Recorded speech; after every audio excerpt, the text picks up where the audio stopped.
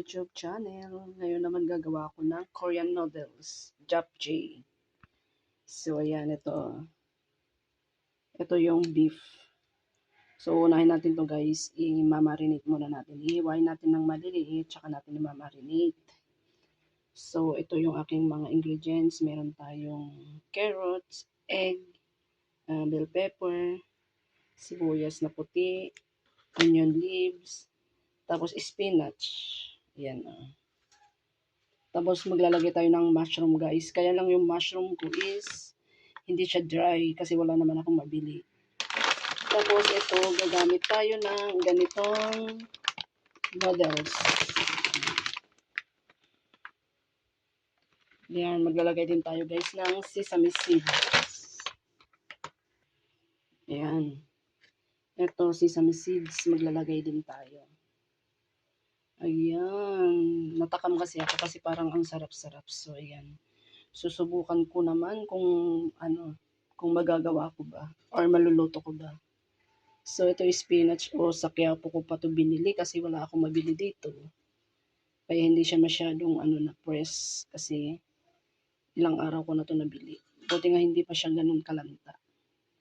So, ayan guys, mag-i-start na tayo. I-marinate ko muna to. Ihiwain muna natin ito ng maliliit. Tapos lagyan natin ng pampalasa. So yan guys, start na tayo.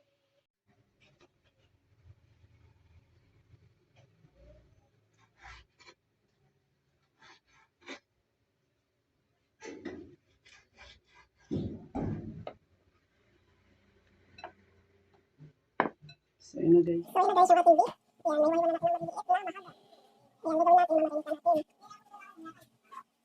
So, nalagay tayo ng garlic. Yan. Hambatan ka naman ito guys. Yan. Tapos maglalagay tayo ng bell pepper. Yan. Then, lalagay tayo ng toyo. Lalagay ako ng 2 spoon.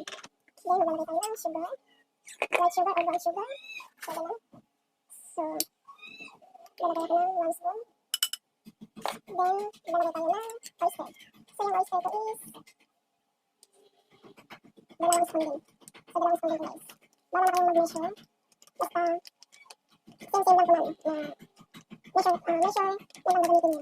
Like kung ito lang spoon, so isang ganito lang, pero ganito lang ang sukat. Para balance lahat. So, yan. Namarinate natin. Haluin natin mabuti. Para lahat nilalagyan ng ating. Then, maglalagay pala tayo dito guys ng sesame oil. So, yan, kukuha muna ako ng isang spoon. Isang spoon lang din guys.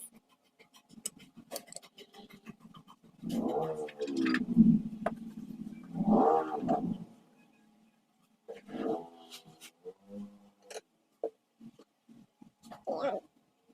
Saan natin haluin. Para marinate ang ating beef.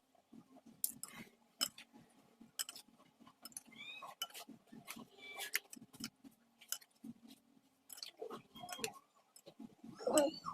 Marinate muna natin ito guys. Yan habang minarinate natin, yan magpapainit na ako ng tubig para sa ating noodles. Para sa ating grass noodle. Yan, ito yung gagawin natin. So, kailangan daw makaluto ito. Kasi baka mamaya pag kinain natin is matigas. So, we need to cook. Yan. Okay? Wait lang, magpapainit muna ako guys ng tubig.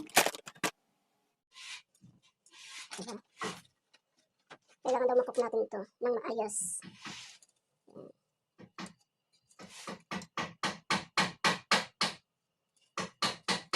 Tapos maglalagay tayo guys ng toyo para magdagdag kulay sa ating noodles. Ayan. 1, 2, 3, 4, 5. So yan guys. Ayan, hihiwain natin tong carrots natin, pahaba lang din. Ayan. Ayan. So yung ating bell pepper ganun din guys. Ganun din yung hiwa. Uniform. Ganyan.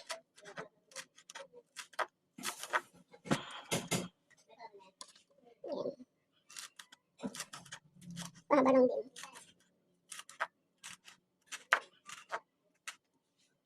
Ayan.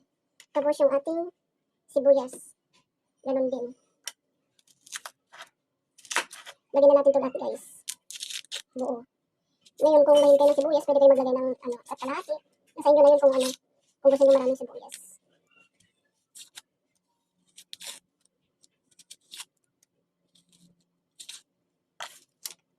So, i-check ulit guys yung ating noodles. Wait a minute. Ayan.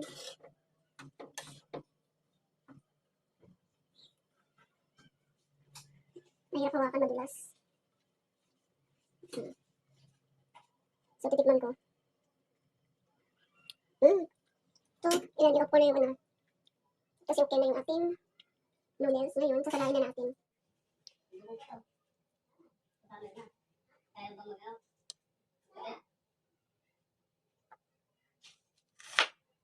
At tatanggalin natin yung ano. Tapos, mahaba din, guys. Ayan. Ayan.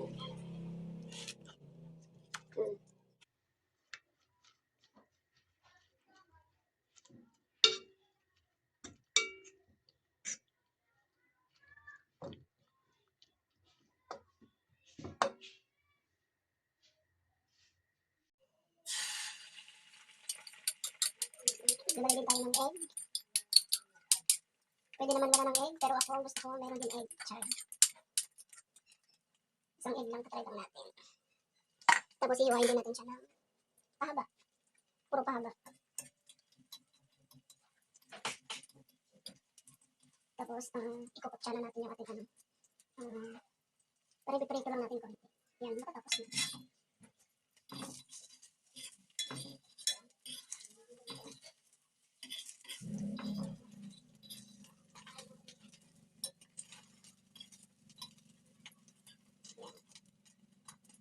Diba guys? Simple ang simple.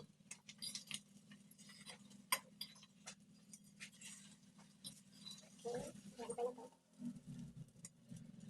Yan, lagyan na natin yung ating carrots.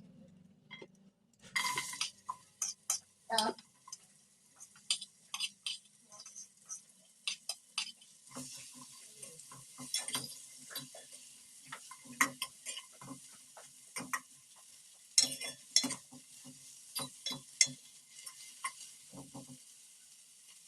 yan, lagyan na natin. Pagkabasabay mo natin guys.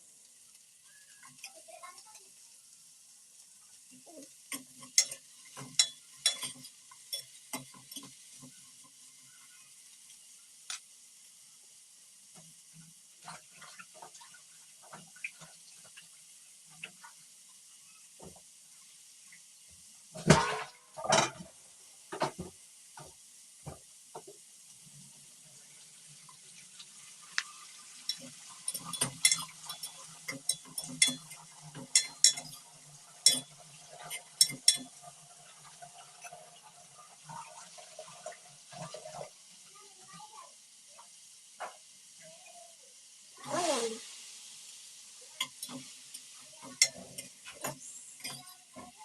Buhay na goyams. Makulay ang buhay. Lagyan na natin ating sibuyas.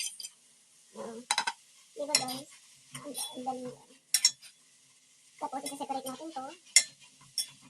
Iluluto naman natin yung ating beef.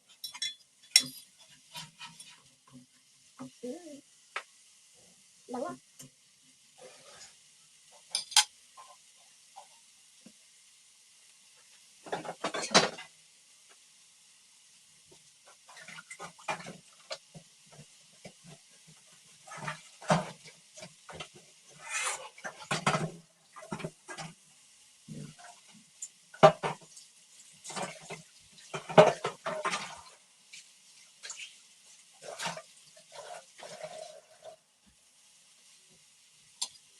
Yan, okay na to guys. So, tanggalin na natin. Okay. Chewing, lalagyan tayo ng konting oil.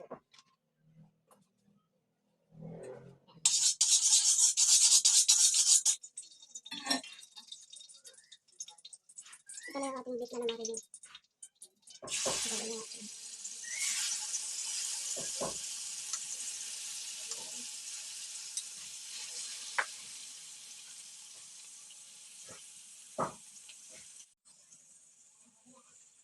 Yan.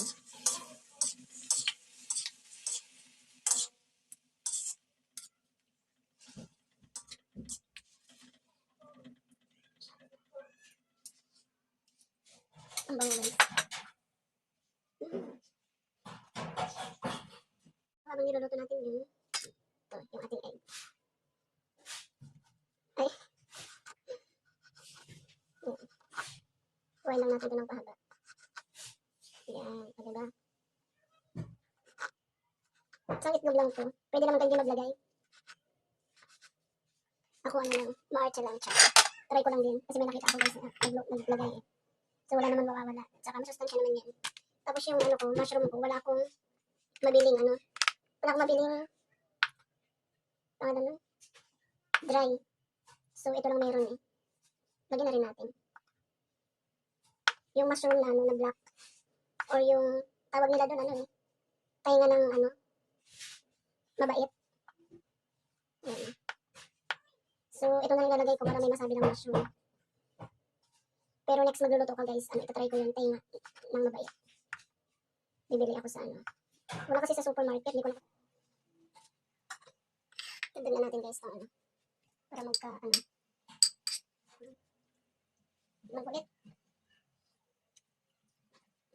Okay na yan. Lalagyan na natin yung ating glass noodles. Ang ating Korean noodles. Yan. So, wow. Ito guys, pag hindi naluto ng maayos, parang jollen pag kinain. So, ihalo muna natin lahat yung sauce para malagyan ng sauce. Yan. Para lahat magkalasa. No?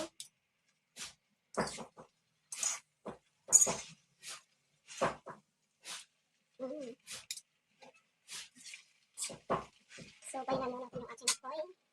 Baka masunog naman. Okay? Yan.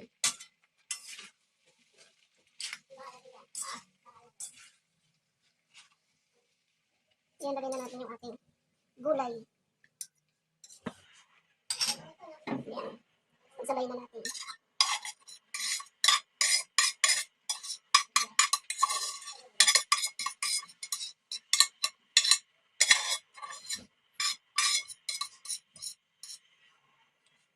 Diba?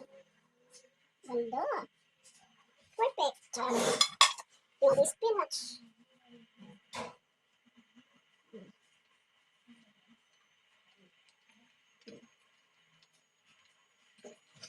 Then, halawin natin. Wow. Natawa naman ako. Perfect. Lagyan na natin guys ng ating egg. Ayan. Tapos, ang ating sesame seed.